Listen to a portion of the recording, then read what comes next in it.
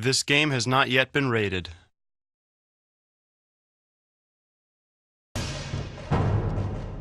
Hi, I'm Fergus Urquhart. I'm the CEO of Obsidian Entertainment, and I want to welcome you to the first in the series of behind-the-scenes features for Neverwinter 2 that you'll be seeing over the next couple months. Here at Obsidian, we were really excited to get the opportunity to make Neverwinter Nights 2. How we approached thinking about the game was to figure out how we could really evolve it from it being Neverwinter Nights 1 into Neverwinter Nights 2.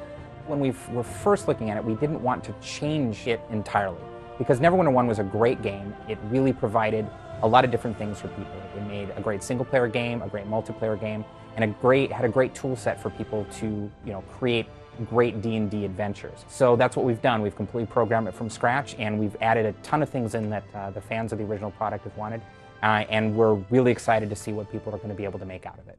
The character creation process can come from basically two sources. We have to get our concepts, if we create them, approved by Wizards of the Coast. Another route would be just taking the information and reference material that we have from the D&D manuals and building straight from that. And then that's taken to the animators after it's rigged, basically skinned up so that the bones can move the mesh. And the animations are created, then it's placed into the game. Creatures that have been included in Neverwinter Nights are Baylor with his flaming whip and flaming sword. We also have the ghoul and the ghast. We have two dragons this time. We have a red dragon and a green dragon. And the very standard fare D&D characters such as the Mind Flayer and zombies and skeletons and so on and so forth. We're particularly proud of the red dragon. It's an excellent showcase of all the technology that the game engine can provide for us as far as end users as well. The Red Dragon was just a huge undertaking. The actual high-res model was so dense we had to divide it into multiple parts in order to render it out so that we could use it in game. It was definitely a labor of love, and we put it on screen with the best technology that we possibly could. I think the Red Dragon is probably the most impressive character that we have in the game. When we started examining how to implement the 3.5 rules in Neverwinter Nights 2, we had to look at the implementation of the 3.0 rules.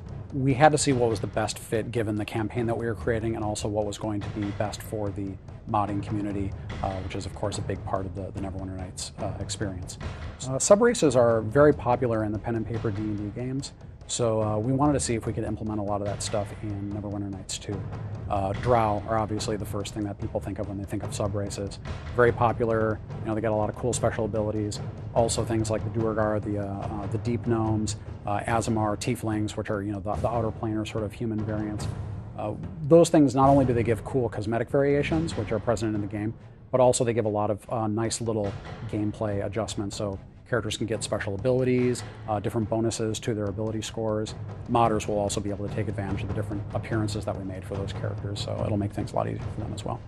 I think that people will be very happy with the number of new prestige classes and also with the variety of new prestige classes in Neverwinter 2. It's not just the addition of characters like the Arcane Trickster, but also like the core Neverwinter 9 character. It's very well integrated into the story.